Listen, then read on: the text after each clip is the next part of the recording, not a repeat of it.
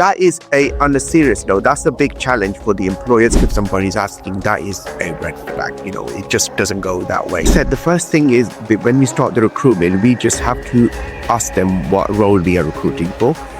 They won't say, can you repeat this? Or can you elaborate details that the mistakes that they make every day?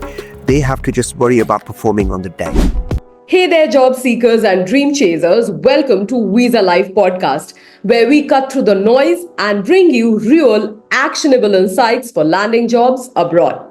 I'm Jahan Safdar, and today's episode is a must listen for anyone aiming to work in the UK or Europe, especially in healthcare, IT, or seasonal roles. And here's why today is extra special. I'm joined by Jahan Safdar, a brilliant mind behind Resource Connect. With years of experience in recruitment and an immigration background, Jahan has helped countless candidates turn their dreams of working abroad into reality.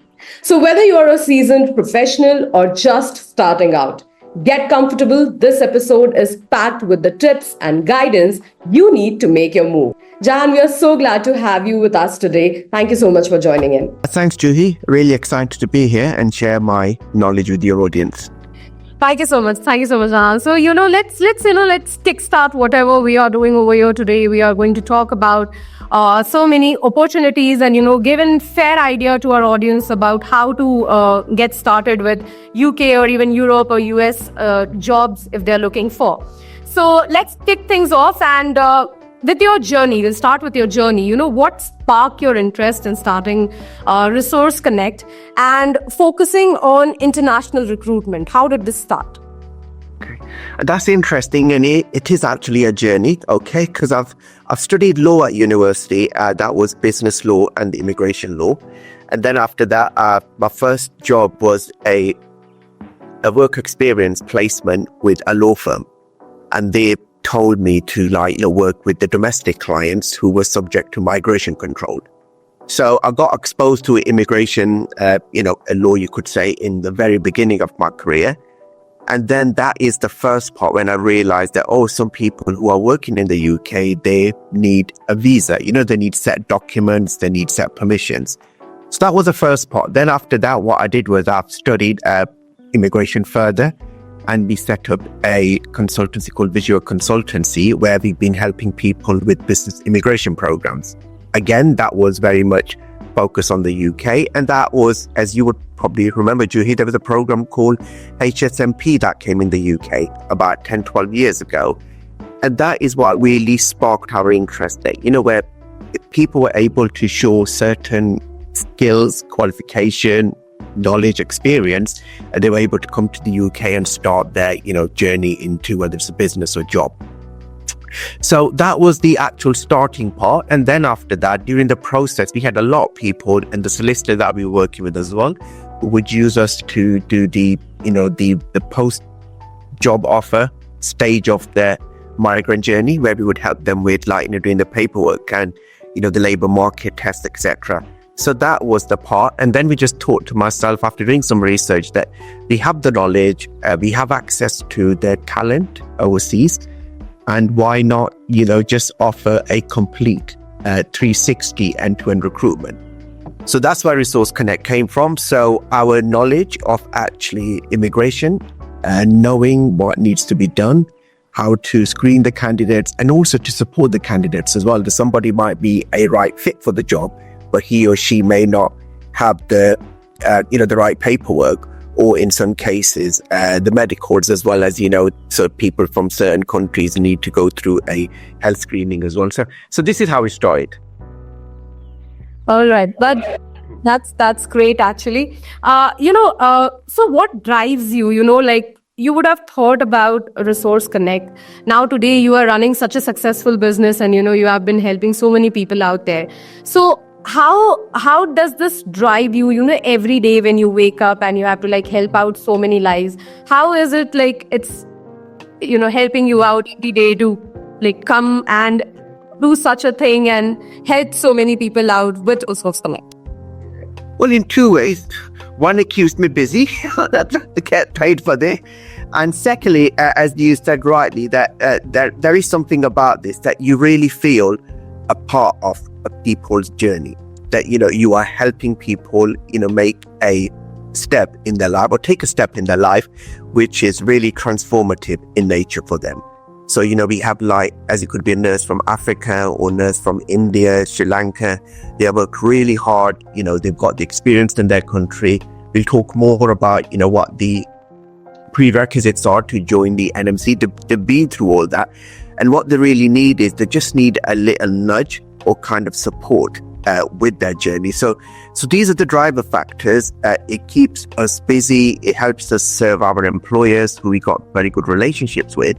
And also you become part of someone's, journey, which I really think it is amazing, a part of our job. And, you just get so involved, when we have to work with them, you realize that, it's not just a candidate, it's a family involved there. It could be a single person. It could be family with 2 or 3 children. And, it's a big step that they are taking. And we are part of that. So we just want to make sure that we do actually give them impartial advice and support them throughout the journey. So I think that just on its own is enough driver to make sure that, you really help these people to make the journey smoother. Absolutely. Yeah, I really love that. What you're doing and also the thought behind what you're doing. It's really interesting. It's really lovely. Now, so now you're not just focused on, healthcare. You also cover IT. You also go for a seasonal work too. So, what makes each of these areas unique? And do you approach any recruitment differently? Or for each sector, it might be for IT, it's a different way how you connect with people, how you exactly help them. With some seasonal work, it might be different. So how do you go about it? Yeah, with IT, as you know, Juhi, it's a vast field in IT. So, in IT, people have managed services. There's a coding element there. There is also about cyber security. Then you got some people who are, working as solution architects, etc. So in IT, if we do work with them, it is more of a bespoke approach. So, if we have a candidate, we would just have a discovery call with them and just see that what is their actual skill set. And then based on that, you probably are aware now that, they've introduced new kind of salary thresholds. And there are some other things that we have to keep in mind as well, that, the employer is paying the mean salary or above. So in IT, we normally do mainly, I would say, the kind of the coding side, the software developers, and if there are some people who are looking for managed IT services. Just to give an example, last week we had a training IT company in the UK, and they were looking for somebody who could actually train, deliver these courses to delegates. That was more to do with a GDPR and other elements of legislation. So that's how we helped that employer with sourcing somebody suitable for them. It's an Indian chap from Dubai. So with IT, it's more of a consultancy approach rather than, you could see in healthcare, it could be just, a demand of you need 10 nurses, 5 HCAs, 2 drivers. So that is how it works. Seasonal worker, as you know, is relatively a new category in a way. What I mean by that is that prior to Brexit, the seasonal work was mainly being fulfilled by people in Europe, workers in Europe, because of the freedom of movement. So those individuals had to come UK, and that's how it would work. But the good thing from Brexit, in let's just say from a global talent point of view, is just it's made the level playing field same for everyone. So even if the European migrants want to come here, they have to do the actual English test. So that is kind of a challenge for some businesses. And I'll give you one example, then you would grasp what I mean by this. Last year, we had to actually help an employer in Scotland to bring fishmongers. Okay. Fishmongers, again, from India. Now, the reason, because when I spoke to that guy and I said that, how long have you been in the business for? And he said, it's a family business of 40 odd years. And I've asked him that, how are you recruiting people before? What is an issue? So he was very honest. He said a lot of his workers would come from places like Latvia, Poland, etc. And they would come here, the freedom of movement, stay here for 6 months, 3 months, go back, come back. So as long as there was an exit after 3 to 6 months, you were fine. Now, because of their background, he said there is no way that they would be able to, get the English school in the islands like for. So that was a real gap when I really thought, oh my God, okay, Brexit is really affecting day-to-day businesses with that. So he asked me, what is the alternative? And we said that to him, well, you just let us know what is the job responsibility of these individuals, and I would see if I can do something about it. And just to make my point further, that it was also listed in the short occupation list that we had at that time. So there was a real acknowledgement from the government as well that it's an issue. So then we were able to source fishmongers from India because as you know, because of the education background, getting the score of 4 was very easy for them. We did the screening, we shared a video where they were actually doing some work. And then this gentleman did the interview, and he recruited 8 people in the Highlands in Scotland, and they're still working there. So it just really depends, working with the employers, what they're looking for. And then we just make sure that we give them a fit for the business. And that's what I mean by resource connect. Be more kind of you could say, that's the word I use, resource connect, rather than a mass recruitment. We just want to make sure we speak to the employer, get their requirements, and then we see if we can fulfill this. If we can, we would go out the way, our way to do this. If we can't, or if it's a bit difficult, at least we'll keep them in loop by saying you might take 2 months, 3 months, we are finding the appropriate resource for you. Absolutely. I love the way, Jahan, you have given so many examples, how exactly, what are the challenges people face. But at the same point, I think there are some challenges that you might also be facing, when you get candidates and, you have to give them any introduction, and, you have to keep them into the specifics, the loops on how to get recruited for a certain company or for a certain job. So can you just tell us something about these specific challenges that you face recruiting, and, especially in healthcare and IT? So compared to healthcare, how is it different in IT and, the seasonal roles? How are the challenges different in all these 3 sectors, the healthcare, IT, and the seasonal roles that people come for?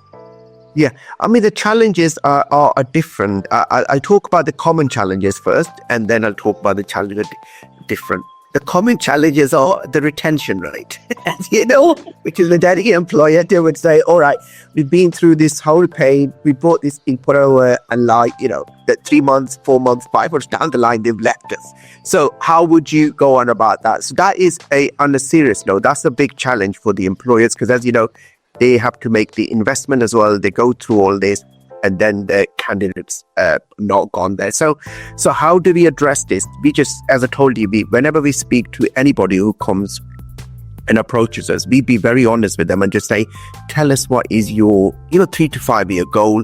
What is it that you're looking for? So I'll give you one example. What we normally have is that the biggest challenge what you normally face, and you would know this as well, that there could be some pre-reg nurses. Okay, like the nurses who have got the adequate qualifications to work as a nurse, but they're waiting for their PIN, and they would like to come as a HCA. So if people are on those circumstances, we do know that it's not fair to make them work as a HCA when they can actually work as a nurse. So we always work with them in 2 ways. That, as you know, employers would recruit people as pre-reg nurse, so we bring them as a pre-nurse. Alternatively, we would just let the employer know in the beginning, this is a person who's coming as a HCA, just to let you know, they are part NMC qualified, and within 6 months or year down the line, they'll have the NMC PIN. So in that case, the employers can actually keep this in their mind. That, when they're doing their recruitment drive, they could just think, all right, we need a nurse. Instead of going outside, we can recruit somebody internally. So that is a common challenge. The other challenge, which is more, as I told you, the more challenging, which out of the 3 is mainly the IT one. Because IT, again, there are different job roles and different businesses as well. So the need for a small business would be very different from a large business, or, as the startup or mid-sized business. So it would be different culture, different expectations. So the IT is the difficult one in a way. The one that I mentioned about the seasonal work, that is not that difficult because, as you know, the barriers to entry are very low because that is pretty much like, you know, the manual labor work. And then again, with the nurses, it is to make sure that sometimes it could be when they are looking for a specialist nurse. So they might be looking for, as you would know, there's a shortage of mental health nurses or surgical theatre nurses. So these are the nurses which sometimes can be quite, I wouldn't say difficult, or they could be challenging to source in some occasions, because these are the things you have to keep in mind. So yeah, I would say common challenges, retention. Out of the three industry verticals, I would say the IT one is more challenging. That's a great advice, Jahan. And for those listening who are finding this information helpful, here's a quick reminder. 90% of our viewers haven't subscribed to Visa Live yet. And if you're serious about working abroad and don't want to miss out on the more practical insights like these, take a second to subscribe now. I think rotation has definitely become one of the biggest challenge today. So, moving on to my next question is related to this only. What are the trends that you are seeing in these fields that are shaping how you recruit candidates? What the trends have changed over the years, how we recruit and, how candidates also react to the company, their policies, everything has changed. So what are these changes, these trend changes that you have seen, and how it's helping shape the recruitment of candidates? Yeah, I mean, as you would know, in terms of the process and operation side, we are using, just like any other agencies, a lot of tools to do the screening. And, I'm not going to bore you about that. But one thing, it's a very good point that you mentioned about trends being changed. And it is a welcome change that a lot of the candidates we do come across, they are well informed. Okay, so, for example, especially with the nurses, they know the entire journey. So we had some nurses before, they would say, all right, I'm a qualified nurse, I would want to come to the UK, and they wouldn't really know about this. So now that's what I really like about it. They fully understand the process. Some of them would in fact come with us. They would just say, all right, I've got the IELTS score, I've got the OET, passed my CBT, and I want to work in this particular the specialism or in this particular location. That is one thing. The second thing about that is a lot of these nurses they are coming with a clear plan in the trends. They know that this is like their 3 to 5 year journey. So these are two trends which I think are, which we are seeing more, and a lot of how we are interacting with Zoom calls. So a lot of the onboarding and the screening and everything is happening through video calls. The documents can be verified in this way, the messages can be exchanged. So these are the trends which I think are welcoming trends in a way, that we are getting I would say more informed clients, which are easy to deal with. And once we screen them, that we can just pass them on to the employer without any hesitation that, these people would get caught by not knowing how to answer. Right. And I think that also makes it easier for, I think, both the recruiter and the candidate, because, a person can sit anywhere and they can talk, and, they can also understand about each other if their, ideas, policies align with each other. Yeah, that's really great, and thank you for what you said. And one last thing, sorry, Juhi, I would like to bring this. What you mentioned about the trend was that the one other challenge which we're really having was that, a lot of the nurses, understandably, they all wanted to, especially when they were qualified. Okay, so if they were pre-qualified, that was a different thing. Once they had the NMC pin, they wanted to work for the NHS. Now, I'm not here to say anything bad about this, but as you know, there's a vibrant private health, care home sector as well, which, even pays them generously more than the NHS. So that was another trend or challenge which we faced, that the nurses were unwilling to work in the care home. That's changing now as well, partly due to, there's a recruitment freeze on NHS and more people have realized. And it was more to do with a misconception, for example, one of the nurses did say that to her, that why is it that you're objecting to work in a care home? And she was saying, oh, because there's no pension contribution. Now that, as you know, that is just like a lack of knowledge, because every employer have to register you for a pension scheme now in the UK. So that was that's one trend which is changing as well, that a lot of the nurses are willing to work in a care home now. We've noticed that in the last 6 weeks. Wow. Like, thanks so much for actually bringing that up, because I think, lack of awareness is what creates a lot of confusion, and even the recruiters, they face a lot of problem. And, because the people are not informed, and then it's like you are not getting the right candidate at the end of the day, or even the candidate is allowed on the better opportunity. So thank you so much for that. That was really insightful. Now, coming up to my next question, that I have, I'm very curious about this. When it comes to healthcare, we all know that there are many potential employers, private care homes, there is a domiciliary care, and of course the NHS, like you mentioned.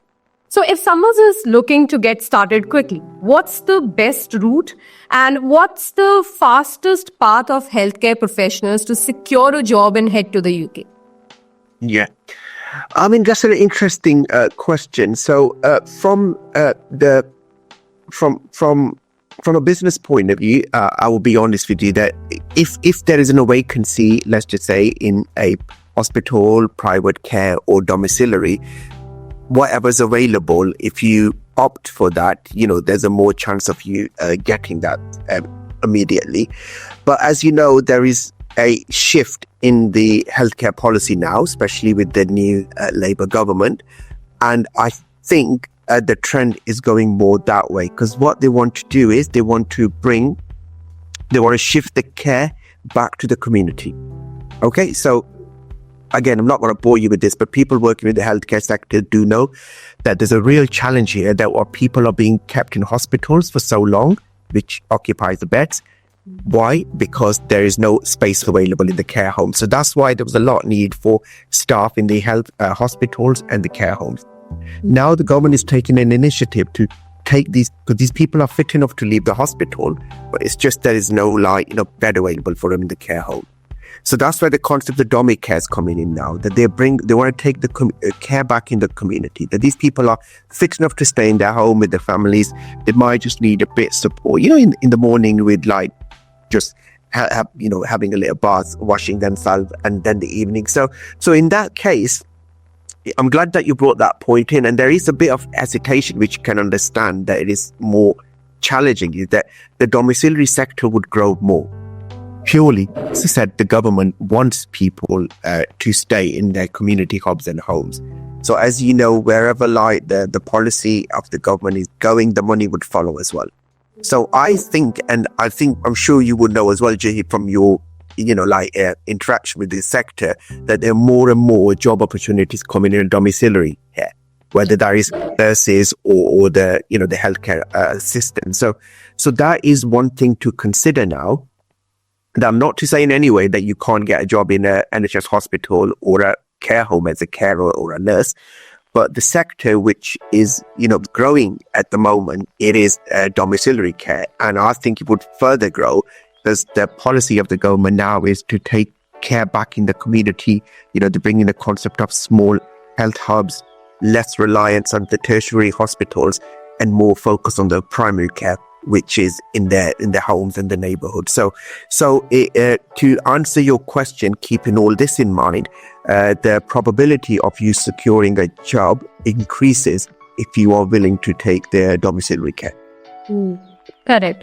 So that's actually, that's the whole deal of asking this question, is because people don't know. They usually get confused with what should be the route that they should take and which is the fastest way. So thank you so much for that information. That domiciliary care would be something that they should be opting for. And I think one thing to keep in mind, Juhi, as you said rightly, that the job designation for this is the same. It's still going to be 6135, 6136 or 6131 auxiliary care. It's just the nature of the job. So, you are still working for a healthcare employer. You're still going to be on the same salary band. It's just the nature of the job, which would be a domiciliary, like working at different places. Correct. So, like you also mentioned, and even I said this, like, people can take it as a route, the domiciliary care. So this has now that the demand is also increasing, I think people are constantly coming for the domiciliary care because now that there is an awareness. So just a question out of curiosity. So why do you think that this is so popular, and if there is any specific requirements that a candidate should be aware of if they want to go down that route?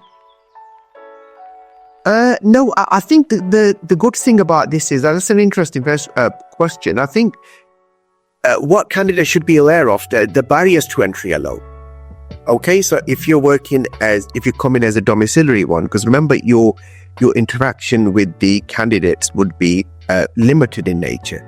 So, you might be just going there, supporting them with a daily movement, or just helping them, give them a breakfast, or, just like taking them for a walk, depending on the nature your employer would share that with you. So the barriers to entry are quite low. So, as long as you just have some experience, and I'll give you an example, Jahi, we all can relate to this. Like, we have elderly people in our family. So, for example, we may have assisted our grandparents or, elderly frail parents with day-to-day activities. So it's easy to, get this job in that way as well, that you can give them experience, which you from your daily life. The challenge again with working with, especially the care homes, the nursing homes, you definitely need a clinical background. And, as you can imagine, that there got to be people, they can be with like multiple health problems. Some of them, for example, where, it could be like mental health problems. It could be chronic health conditions where they need, monitoring around the clock. And for that, you have to like sometimes administer drugs to them. So it is quite difficult in that way. So the domiciliary care, if somebody wants to pursue a career in the health provision, then it is the entry barriers are very low, as long as they can show some relevant experience. And if done like a level 2 or level 3 course, they can start a career in the healthcare in that way. So that is one thing you have to keep in mind. Now, the other thing, again, which we know as well, is that there is like, your investment is very less in the beginning. That, there is no kind of immigration health charge that you have to pay. So, which again, like if you're going for an IT or any non-health related profession, the candidate, with the visa fee, it could be up to £5,000 for 5 years. If you are 1,035 a year. So again, with the healthcare job codes, the SOC codes, there is no IHS fee that needs to be paid as well. So these are the things to consider in mind. So if someone is looking to pursue a career in the healthcare, then that's another good thing about the domiciliary one, because the barriers to entry are very low. You just have to show some relevant experience, and if you have a qualification, that's even better. That's great. Actually, that's very informative. And I think, our viewers will also get a lot of insights, and it will help them understand what will be their route to go there, and, how exactly they can go about their recruitment and their interviews. So, okay. So can you give us an example of if there is any candidate that you have successfully placed in dom care, and what made them stand out? Like, there are so many candidates, right? But there's that one candidate which is the best for that job, and you have successfully placed them. So can you just give us that example? I mean, the many that we place, but I think I would approach this question this way, that the people, the candidates who got the positive attitude, they would do really well in this. Because as I just told you, like for example, the job, whenever we have a demand, we would share with them, there would be the location, the salary package, and the employer that we're working for, and what would be the day-to-day responsibilities for the job. So the candidates who got very good personality, and again, that's another thing which you would agree, for healthcare, you need a set personality, because sometimes, you can get people who are, unfortunately, because of their the health problems, they can be in a very terrible mood sometimes, and even though it's not your fault, they can take it out on you, and then they can have challenging behavior issues as well. So we had some people who had a very good attitude, and one of the attitude which I liked about this person was that we had somebody who wanted to come in the UK, and we asked him there, what is it that, where would you like to go? So his preference was in the Midlands, to give an example. Like he said, anywhere around Nottingham, Birmingham, West Midlands area. So we got the screening and everything done, and then the employer actually did the interviews, was even about to offer a job, but then they had, like, you can imagine their board meeting, and for some reason they had to put that on a hold. So I went back to this candidate, was very honest with him. I said, this is what's just happened now. So however, I would keep you on my database, and if something suitable does arise, I would let you know. And then this is what I really liked about him. When he was a young man, he was only 26 years old, and he said that to me, that do you have any other positions available now? And I told him, yes, we have in the locations, like in London, we have some in Scotland. And then which I really liked by him was that he goes, the reason why I mentioned this to you was to the Midlands was that I have a friend there, and it would have been easier for me to work there. But then my real objective is to actually secure a job, and like wherever I get the placement. So if you have any other, locations available, I'm happy to consider them. And that's another thing which I really liked, was that, yes, I can understand if somebody's coming as a family and they got family support here, then, that's okay. You got your preferential locations, but flexibility makes you very recruitable, as you would agree, Juhi. So just imagine, this is a prime example. He went through everything, no fault of his own.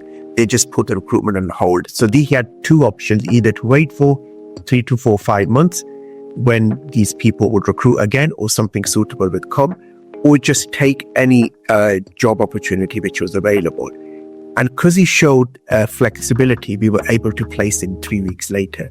So that is what really stood out as well, that he was honest in his, preferred location. However, if it didn't work, he was happy to consider elsewhere. So that is another tip I would give to your audience, is that if you are single especially, and you're looking to come in the UK to start your career, be flexible in where you would like to work, because that would just increase your chances of getting hired. Yes, if you just want to work in one particular location, that is fine. Good luck with that. But that would take longer sometimes. Correct. So yeah, thank you so much. I think this will be very helpful for people who are looking out for jobs in UK, and especially in care or even in IT or seasonal. I think it will help them to be flexible and understand sometimes it's actually necessary to be flexible rather than being rigid about a certain decision. So, okay, moving on to our next question. So certificates of sponsorship, or COS as we call it. That's a very hot topic right now, especially with some employers, they are charging fees for them. So your take on this, Jahan, and should the candidates be worried about these fees? Okay, as you mentioned, the COS and DCOS, basically the two of them. If somebody's switching locally, that is a COS. If somebody's getting sponsored from overseas, that is a DCOS. So I personally, and the employers that we are working with, what they're normally doing is they are supporting their candidates, especially the nurses. And what they would do is they would have like a fee plan with them. Like, they would actually, just pay for the fee in the beginning, and they might do a loan agreement where they would actually pay for, the whole process of bringing them here with the tickets and everything. So the truth is, as I said, there are two types of employees. Some of them, especially the big employers, they would just take the entire cost and either write it off, or they would give you in a form of a loan. I mean, I'll give you one example, one employer that we are working with. So they would sponsor you with everything. And then again, the retention is very important, what we're talking about. And if you work with them for, let's say, 2 years, even though they'll give you a 3-year COS, then they don't claim any money back from you. If, let's say, for example, you leave a year or something after, then that it would be in a contract that they would say that, whatever the cost that has been paid, they want to reimburse that. So this is what we have to keep in mind. But then there are some small employers, as you know, that you see, it is a hot topic, and there are a lot of ifs and buts about this. So if somebody's, switching internally from tier 4 student job, then there is no charge for them. Only thing is that the employer needs to pay £239, I think, which is the COS fee, and then the candidate can just pay the fee for their visa, etc. So yeah, it is, but it really varies from employer to employer. So we work with all types of employers. Some of them who would just take the old cost. Some of them would pay the cost and then do kind of a loan agreement with you. And then there are some who would just give you the COS and say you are responsible for, the visa, etc. So this is happening in the entire industry. Okay. So yeah, I think that helps everyone understand, how the fees works. So, so how does these fees affect a candidate's access to UK roles? Any tips for dealing with them? And, if someone faces a steep COS fee, what advice would you give? Any red flags to watch out for? Yeah, I mean, the truth is, in that case, as I said, that you have to keep in mind that if you look for the actual jobs, okay, let's just start with the nurses first, because if somebody's a pre-reg nurse, she has been through a lot already, like in terms of going through the NMC registration, getting the adequate English score, whether it's in the OET or IELTS, and then pass the CBT, etc. So for them, obviously, the red flag is if somebody asks you for, a vast amount, a big sum amount, then, that's not the right thing. The second thing, as you know, that the candidate, if they want to do the due diligence from their side, is that, you have to look at the employers as well. So if the employers are on the sponsor register, you could see for how long they are. And also now there's a CQC list as well, where there's, the grading is done, whether it's an outstanding or a good employer. That's another way of looking at it. And thirdly, that you are right that the steep amount of money, if somebody's asking, that is a red flag. It just doesn't go that way. So yes, there are some employers who would actually offer you a job, go through the process, and that's what I've told you. They might have a agreement with you, because it would be from initially very transparent that this is what we need to do. And as I told you, to some employers that we are working with, this is what they do. They would have a look at your job. They would offer you a job, and before they issue the D cost, they would give you a disclosure that this is what you're signing into. We would take all the cost. You come here. After 3 months, we would start taking some of the loan back. If you stay with us for 2 years, let's say, we don't want to charge anything. If you stay for any longer, we would. Because to give you a bit of an example, as you would know, that even the sponsor employers, they fall into two spectrums. It's a small employer and a large employer. So the small employer, the cost of the ISC, which is the COS cost, is $364 a year, which is not huge in a way if you think about it. So it's just like £1,000, £1,200 with the COS 239 for a candidate. However, the large employers, they have to pay $1,000 plus per year. So as you can imagine, if it's the two healthcare workers that they sponsoring from anywhere abroad, that's £10,000. So if they are sponsoring, let's say 20 employers, candidates, and that's £100,000, and this is the upfront cost before they start taking anything back from you. And this is just to get you guys here. So let's just say they bring 20 people from abroad. It's £100,000 upfront. And then obviously they have to pay you salary as well. And the margins are not great. So these are the things to consider. But I think, and that is why I would say to you, it's better for candidates to work with people like yourselves. Because, that is the good thing about you guys, is that, that there's a trust. You have relationships with agencies like ours and others. And then, there is something that you can do on their behalf. So yes, if they want to do themselves, that is fine. But this is what I normally do. You can say I'm a bit old school in that way. If I still travel, I go through a travel agent. People would say, go to Skyscanner, go there, go here. But, you go through these people. And if everything is great, that's fine. But if something was pear-shaped, that's where you need support. So if you go to people that you trust and who have been operating in the industry, it is a good tip. Correct. And because they know, more about it, so they have a lot of idea. And, if you trust a certain agency, it's really helpful because, the very first barrier that comes when it comes to even recruitment or even if you're going out is that first they're asking you hefty amount to get in place. And then there are also scammers out there which are roaming around and loitering all the area. So even if you are very genuine, it becomes very difficult for the candidates to understand what is right and what is wrong. So I think that was really helpful insight. I think these are some red flags as anyone who is trying to go to UK and trying to apply for a job in IT or any other sector, they can look out. Now, Kilidanni, how does your agency help candidates navigate these challenges? Like all the challenges that come, be it, specifically like I talked about the scams that happen in and around, right? So how do your agency help candidates navigate through all these challenges and then get recruited to any industry that they want? Yeah. That's so. So what we normally do is just like any other agency, and I'm sure we have a process in place. So any candidate who shows interest to work with us, we would just do the initial screening to make sure they're a good fit.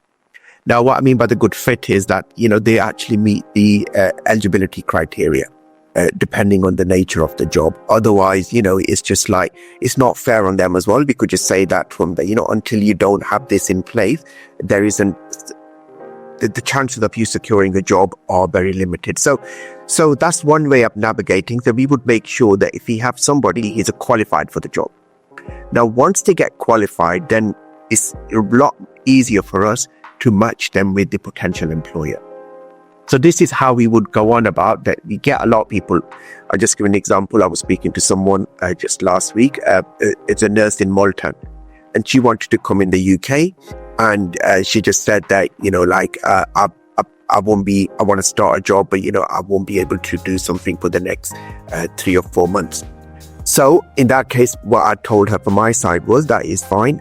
Keep this, you need 3 to 4 months before you start looking for work.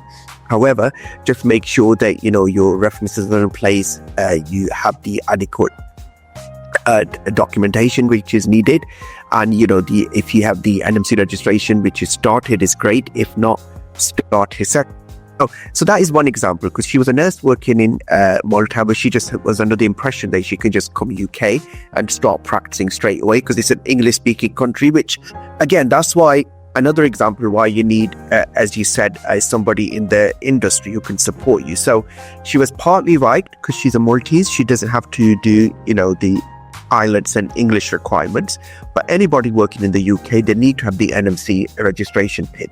So this is a classic example of where a nurse who would have, just hit the wall 3 months later, because she would have just thought that, all right, I'm looking for work now, and, I've just left my job.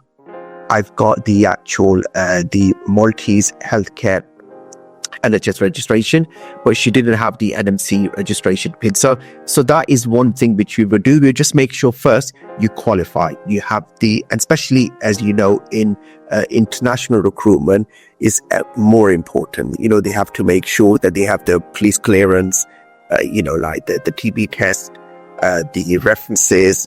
In some cases, there might be a statement where you have to show the actual, the funds for 28 days or more. So this is one thing which we would do. Then after that, we would start doing you could say, make them attend some workshops, give them some more documents to prepare for the jobs, do some mock interviews, and then match them with the employers. Okay, that's great. Would you like to have some water or anything, because we have been talking? No, I'm fine. Just go ahead. That's fine. Because it's a lot of questions and so many things you have to answer. So if any time you feel a little tired or you're a little dull, then just let me know. We'll just take a break. Yeah. All right. Fine. Thank you so much, Jahan. I think this was really helpful, and the candidates would understand how exactly they can root their career and how exactly you are going to help them when it comes to recruitment. Now, this is for those who are, listening and they're thinking that, okay, I'm ready to apply. What does the recruitment process look like from start to finish? Can you walk us through it, especially for healthcare or seasonal roles? Okay, so from start to finish, so as I said, the first thing is when we start the recruitment, we just have to ask them what role we are recruiting for. So let's make it simple. We are recruiting as a healthcare assistant, to keep it very simple. So for that, we would just share the requirements from the employer. Now, some employers might just say, let's just say, because there are some roles which might be just for females and some for male, nothing to do with discrimination, but as you know, it could be to do with the clients. So, if it's like a female client in the home, they would only need a female. So we would look at the requirements. And then furthermore, it could be that they are looking for somebody with minimum of 3 years experience or 4 years experience or 5 years or that. So that's the second part we would do. And then we would do this internally because we've got our toolkit to make sure that you are a fit for the job. Now, what I mean by that is that not that you don't have the experience, but as we discussed this before, that how soon can you travel to the UK? Because, the employer might need somebody immediately, somebody in 2 months, somebody in 4 months. So based on those answers and those people who are available, we would put them forward to the candidate. And then the candidate would actually review the CVs, see the documents, the educational, and ask for our opinion. And then they would like to interview them. Now, when the interview happens, as you know, anything can go wrong in the interview day. You can be the right candidate, but if you don't perform, it can go against you. So then once we have the interview date, we would work closely with the candidate to increase the chances of securing the job. And that starts with by giving them, background information, telling them to do and working with them to do the background information on the company, what kind of clients do they serve, how long they've been in the business for, etc. And then also prepare them for the interview. So how to actually explain themselves, describe their previous work experience. And one of the things which I really noticed that as candidates struggle with, not that they don't have the knowledge, but they don't keep that framework in mind, that, they ask you scenario-based questions. It might be a very good candidate who's got all the clinical knowledge, knows everything about safeguarding, but you cannot position yourself in a scenario and explain how would you, respond in that particular situation. So that's another thing which we work very closely with client candidates to make sure that they have this in mind, that, the most of the questions would be asked in a way that scenario based, like how would you deal in certain situation? What would you do if something goes wrong? So, there's a lot of things that you have to keep in mind. Also about the data protection, this is very important. They might ask you a question in a way, how would you log the notes? If you see there's a breach happening, what would you do? So we will work with candidates in 3 stages. First of all is we would screen them to make sure that they have everything that is required. Secondly, once we secure their interview, we would prepare them for that. And thirdly, once they've been offered the job interview, we would help them prepare, their journey. So that again could be like, what you just mentioned, getting the information for the DCOS to be issued, making sure you get the references from your previous employers. If you have to, book the tickets from a certain airport, fly from a certain airport in India or Africa or wherever your audience is. So that's how it works. So 3-stage process, the initial screening to make sure they're a good fit, provide them support during the interview stage, and then we also provide them post job offer support with the relocation of coming to the UK. That's great. I mean, that is very helpful because I think that is one thing that any candidate would like to know, how exactly a particular agency is helping them and is it worth all the cost that they'll also be bearing, right? Okay, so thank you for the details, but I would also like to know, what candidates do to really stand out during the interview process. Like you mentioned, right? They give you framework, so you have to be ready for that. But Are there anything else that helps a candidate stand out in the interview? And also, are there any must-have skills or certificates that you look for in healthcare or IT applicants? Yeah, I mean, depending, as you said, for the IT applicants is very clear, as you said, that depending on the job role. So if somebody, let's say, is working as a solution architect for Microsoft, then, they'll need to have like a Microsoft Azure certification. So yes, for certain jobs which require the certifications, specialist qualifications, we would look out for them. With regards to, as I just mentioned, actually, that for the healthcare candidates, and it matter any candidates, like your appearance on the day is very important as well. Because believe it or not, it makes a huge difference when you so the treasure not the pressure, and it's so obvious as well. And I know it's not nice to say, but people start having this preconceived stereotype. Like you meet somebody for the first time, and he's grumpy and not looking at the camera, it's from you, because it's difficult as it is remotely, and you're trying to like build that rapport, and the eyes are rolling here and there. That is not going to be a good start. The second thing is those people who can present themselves in a better way. So for example, the first question can be a real icebreaker, like, tell me a bit about yourself. Now, when they are saying, tell me a bit about yourself, it could be, it's just, yes, it's fine to talk a bit about, where you're from, what your age is, etc. But they are more interested in, what you've actually done in your work. So, if you tell me a bit about yourself, it could be like, I've been, this is me, this is how old I am.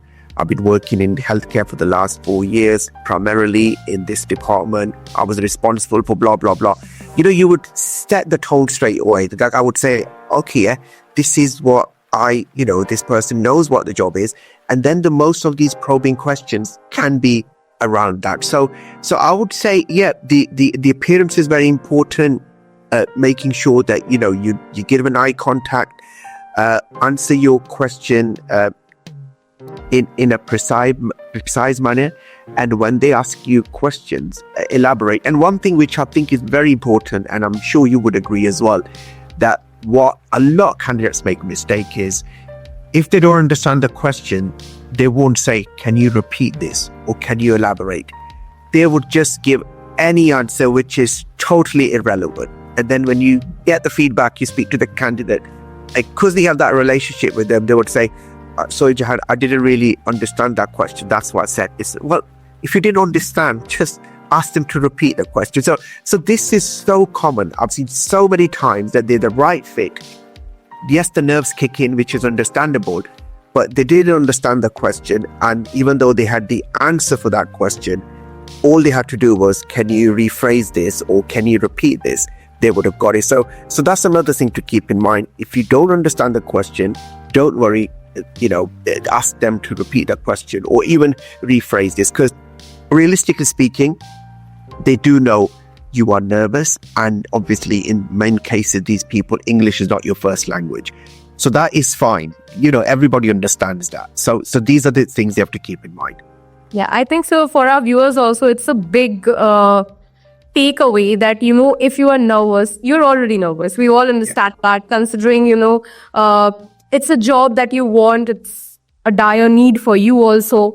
But when you have a question, and if you didn't understand something, it's very important that you go ahead and you ask the recruiter to actually rephrase the question, or ask the question again, but not answer the question which was not asked in the first place. That would be...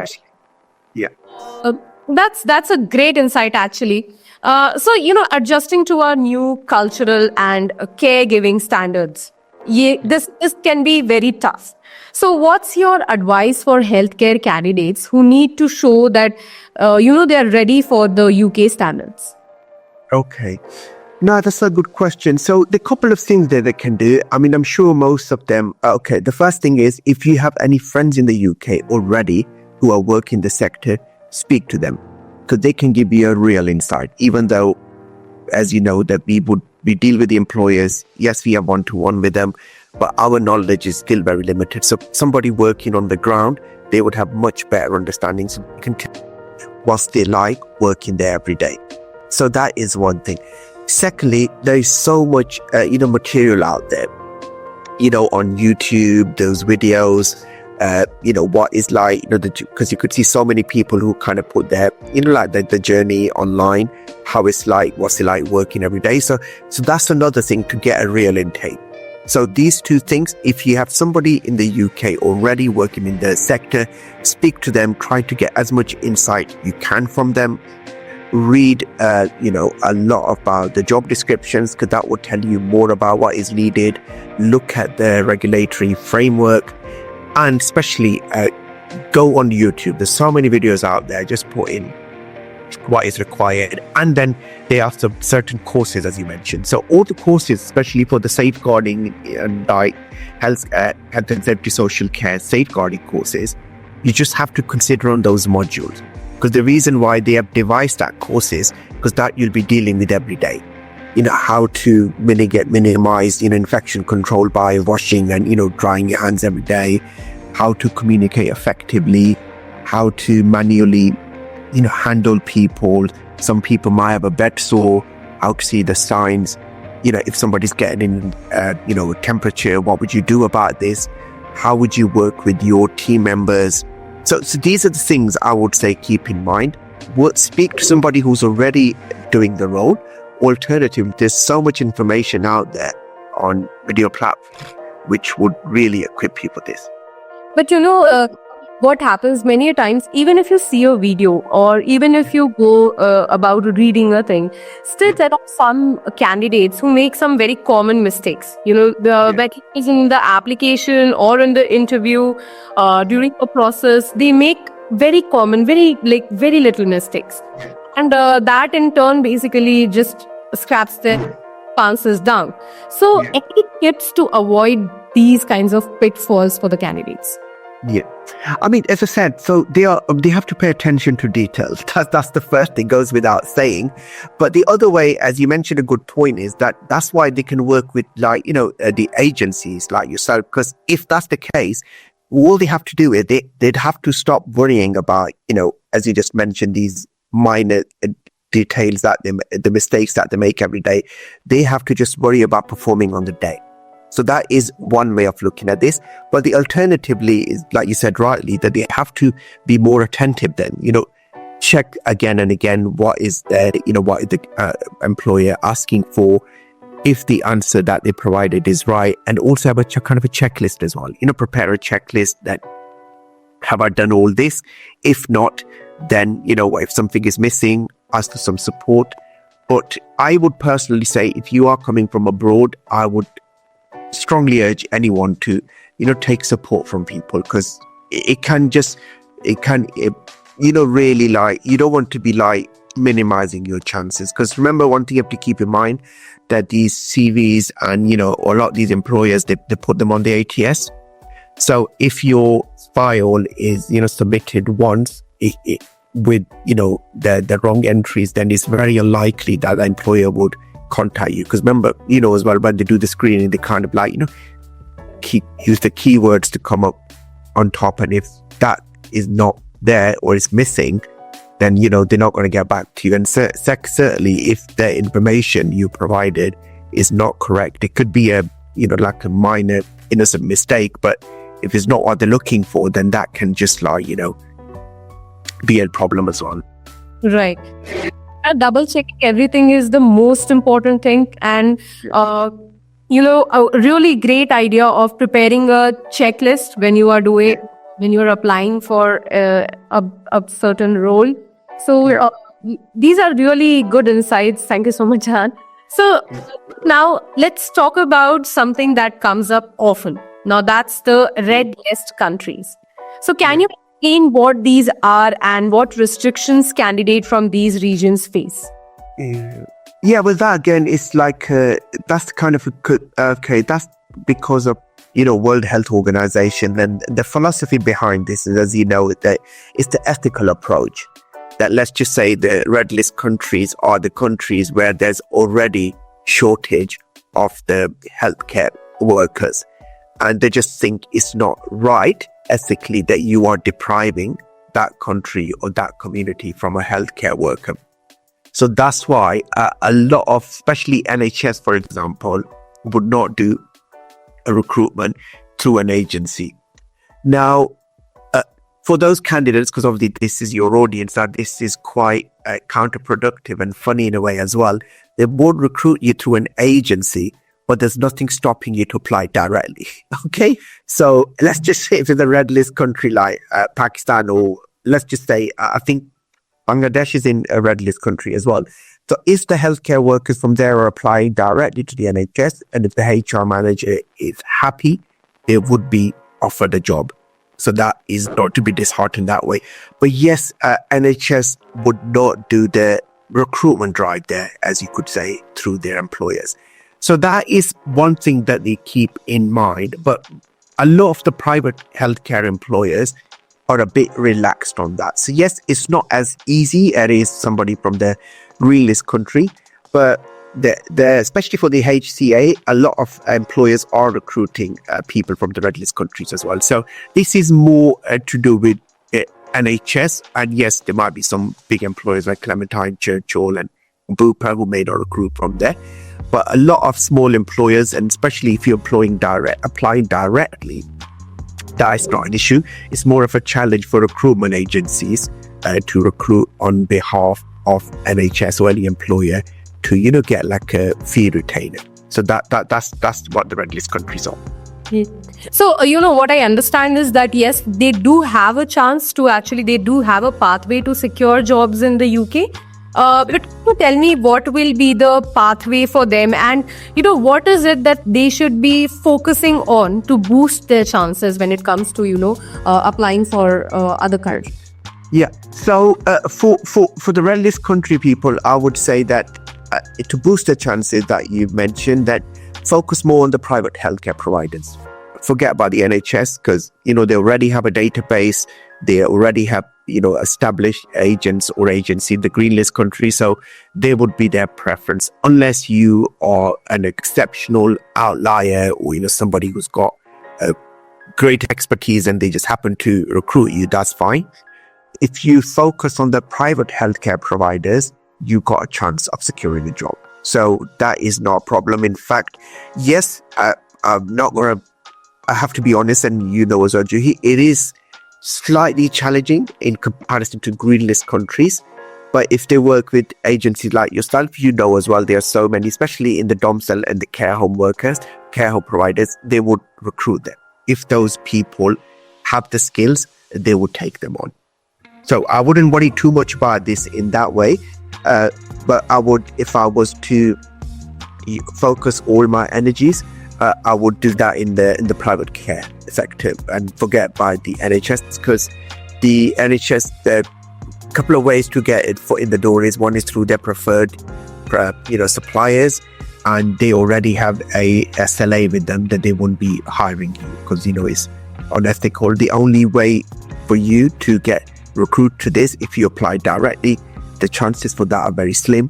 So if you just focus working with the agencies who are working with care homes, or apply directly to the care homes and agencies, it won't be a problem. Great. So just adding to the question that I have asked you right now, there are candidates who think that maybe there are certain roles which will be easily accessible if I'm even from the red listed country. So can you tell us about these certain roles or the sectors that are more accessible to the candidates from red list countries?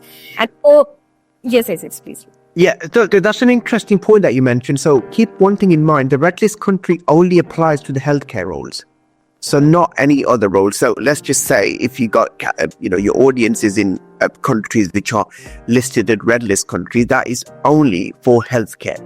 So if, for example, they want to come for IT or finance or marketing, whether it's like engineering, any other roles, it's not a problem. This only applies to the healthcare workers. So this is for your healthcare audience, and the answer for them to increase their chances of securing a job is focus on private healthcare providers. The other candidates is the same. So if you have candidates which are let's not confuse them again. So this is just for healthcare workers. Candidates for any other job role, IT, seasonal, finance, is the same. Okay.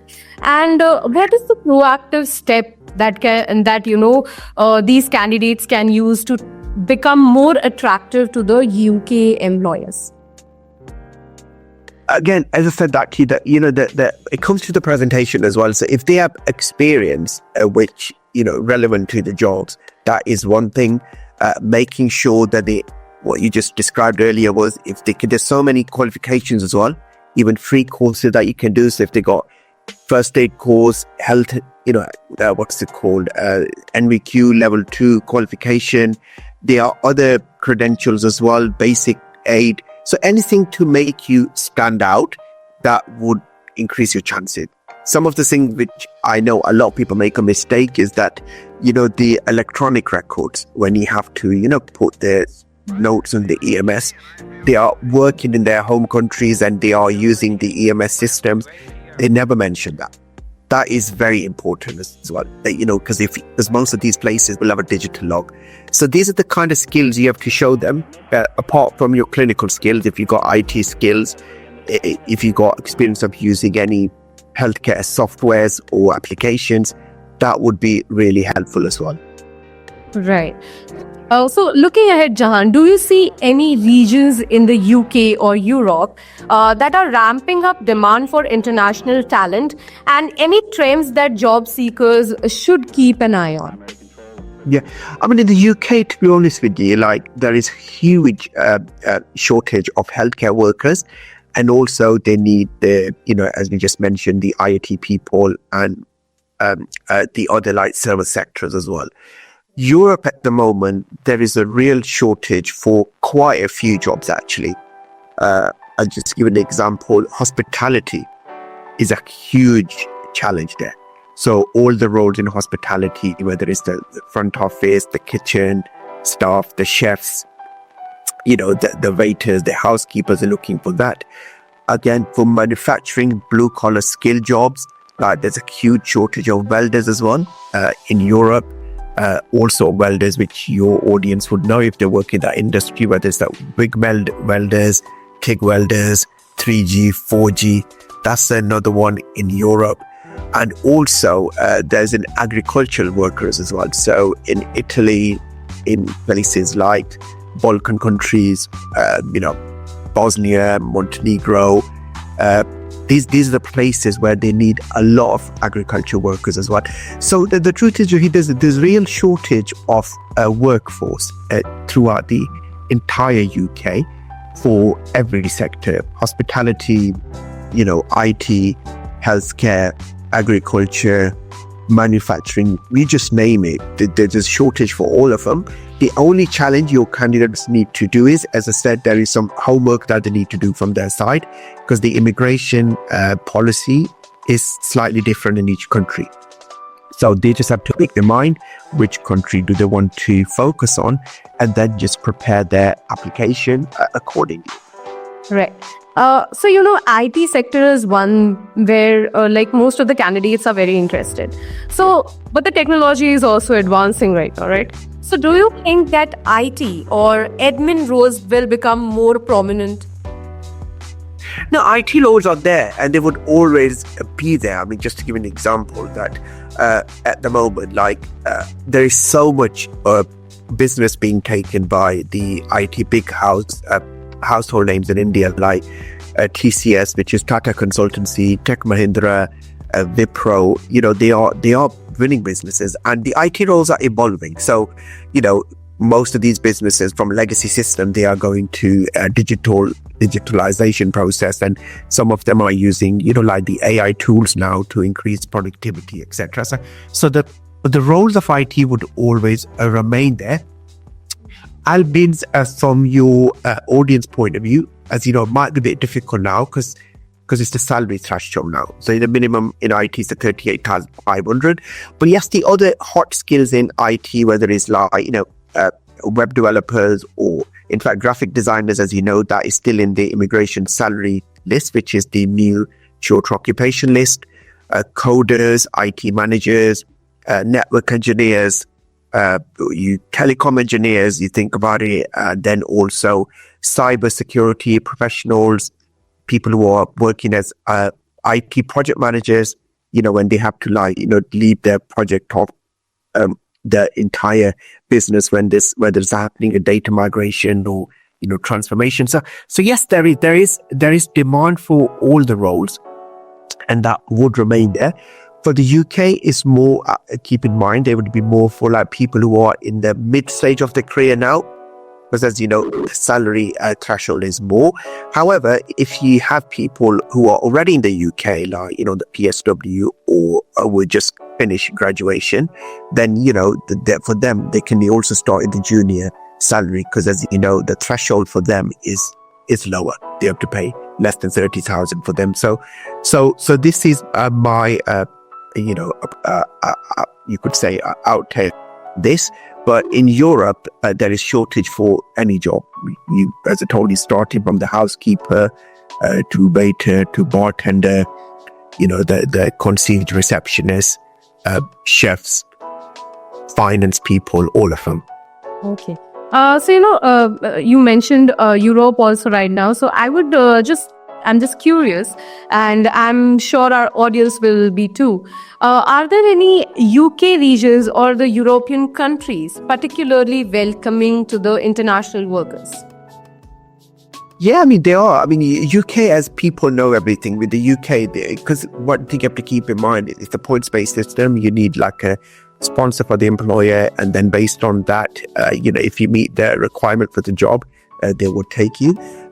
A lot of European countries, they are welcoming in many ways. I mean, for example, I'll tell you about Malta. They need people. Spain needs people. There are countries like Italy, the other ones we just mentioned, Romania, Croatia. The other thing, what you have to keep in mind with Europe is that there's a challenge of getting an appointment. So, that is something which is a challenge in your home country. It could be that.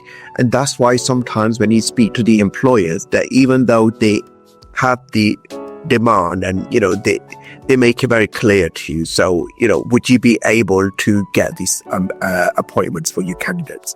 If not, that's kind of a wasted exercise for them. So that's the challenge you have to, keep in mind. If you can find a way to get an appointment in your country, then it's fine, because otherwise it's just like a wasted exercise. There would be a demand, and they'll give you the work permit or employment letter, whatever you want to call it.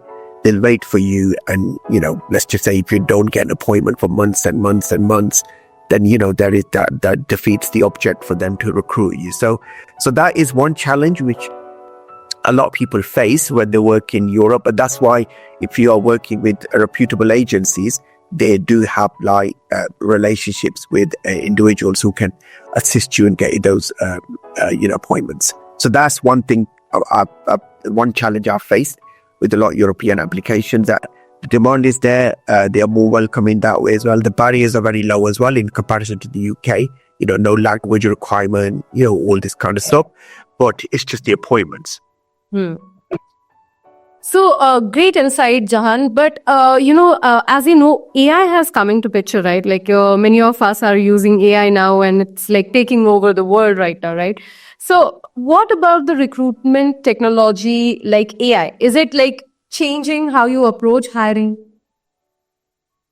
Yeah, I mean, you could say in that way that, because with AI, if you think about it, there's a lot of noise as well. And I personally think, especially when a lot of people talk about the chat GBT and all these big tools though, but there is an art to use AI as well, which is more to do with, the prompt. Even in technology, they use a word called prompt engineers. So, input, process, output. So it depends on how the kind of prompts that you put in there. And that would certainly help, with recruitment. But I just tell you more about myself at the moment. To be honest with you, I still review the CVs.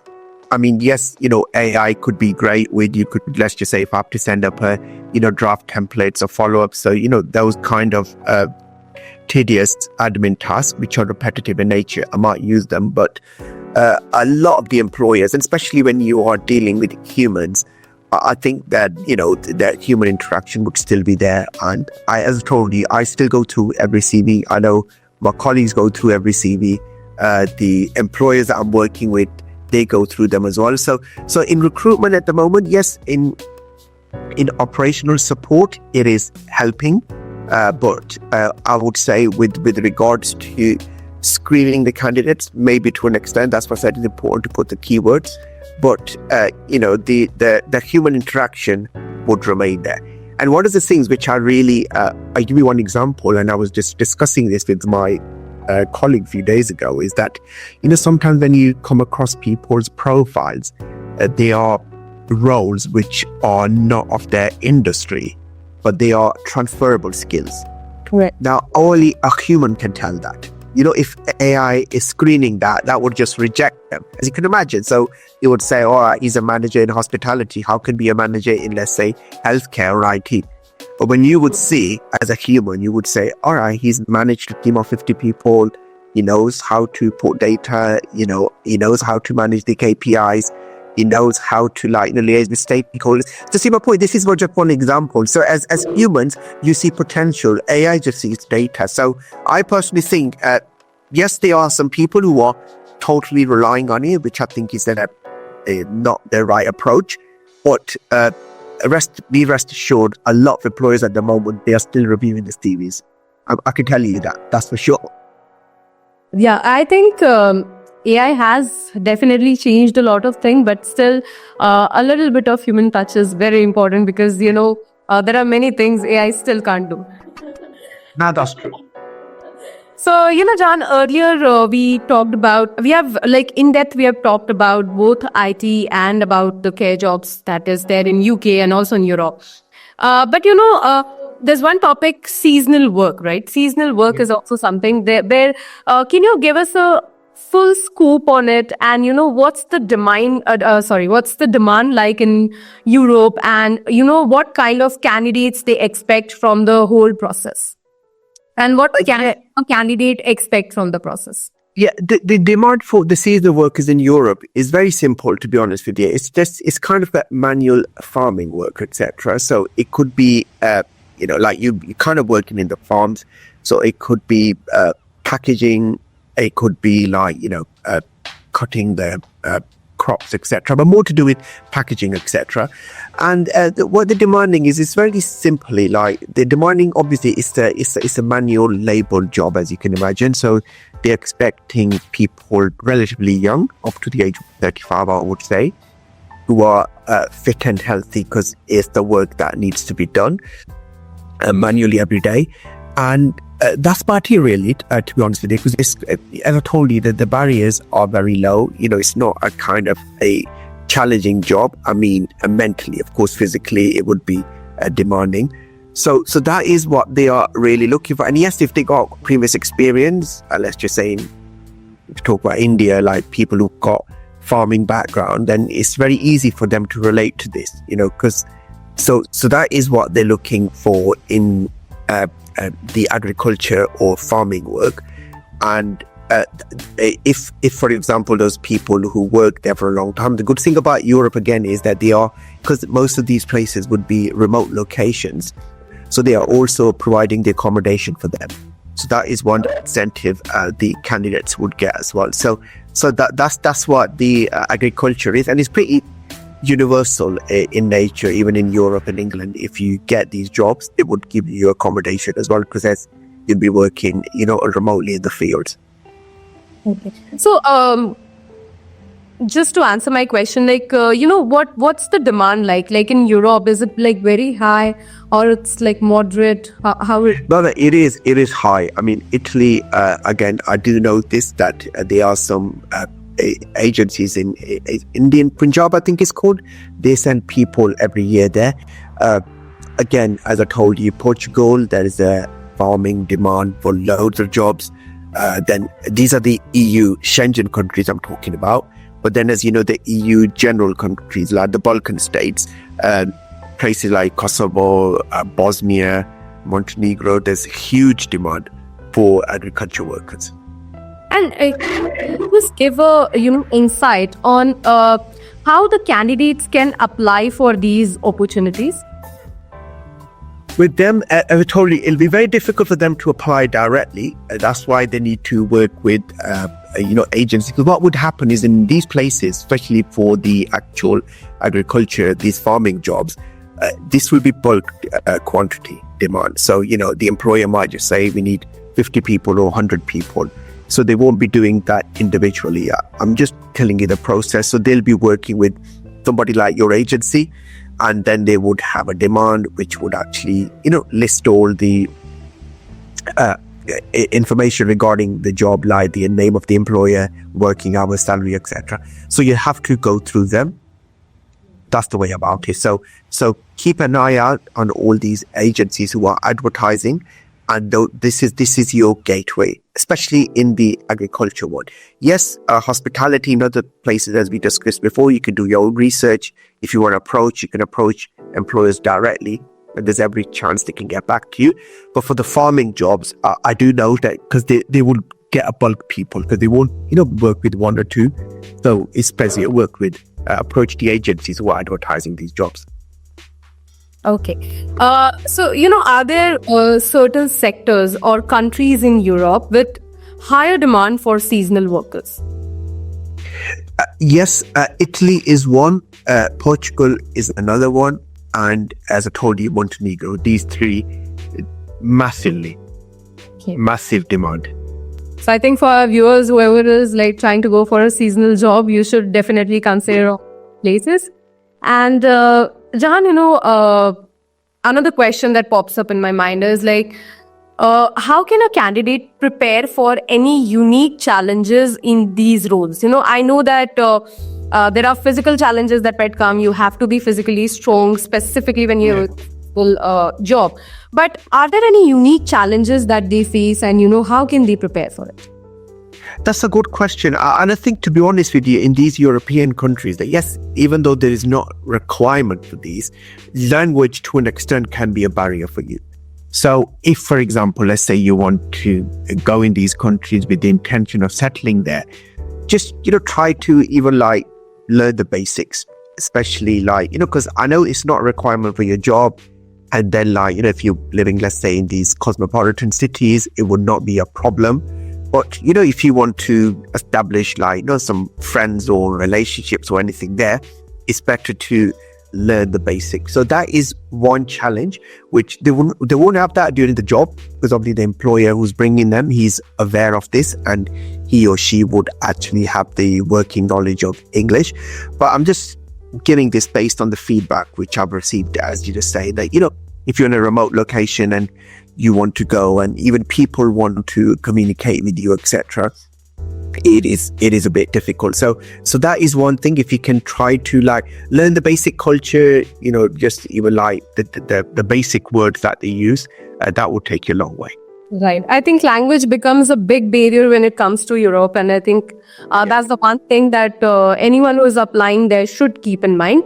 And other things, I think the agencies anyways helps you out, so it will be easier for you if you meet all the requirements. Correct. Okay, so finally, Jahan, what's your top advice for those actively looking for job opportunities in the UK or Europe?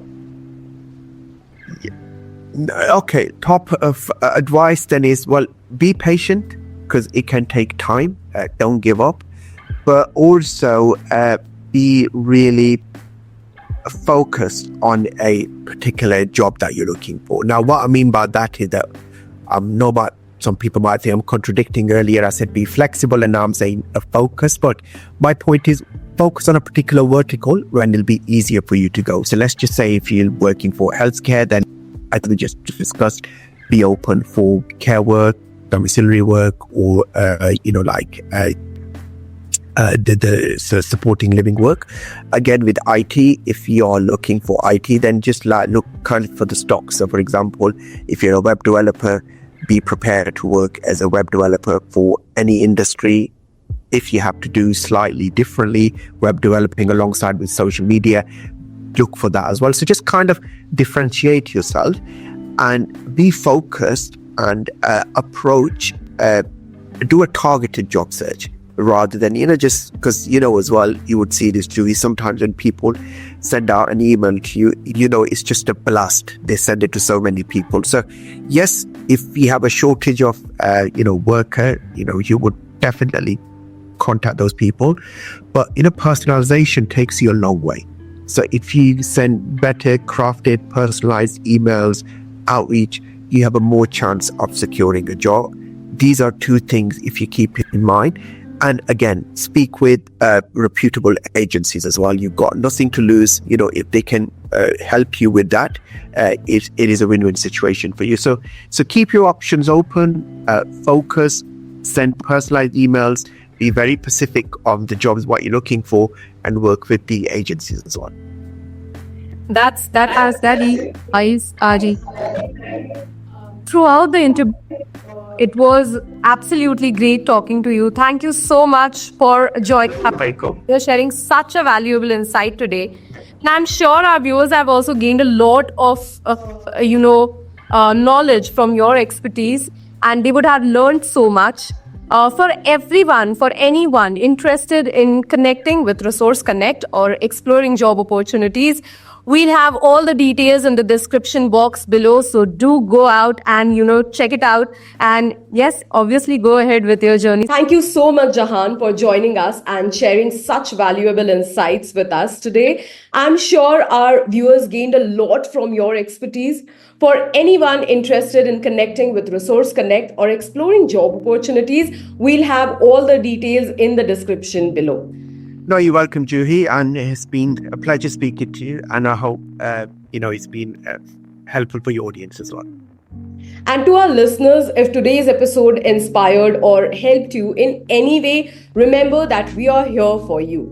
Visa Live isn't just a channel, it's a community of dreamers and doers dedicated to helping you navigate your path to working abroad with confidence. We hope this episode gave you valuable takeaways and a better understanding of international job opportunities. If you enjoyed this podcast and want more discussions filled with practical advice and exclusive job insights, don't forget to hit that subscribe button. Join us, share your journey, and stay tuned for more episodes that could be the turning point of your career. Thank you for being a part of Visa Live family. Until next time, keep striving, stay connected.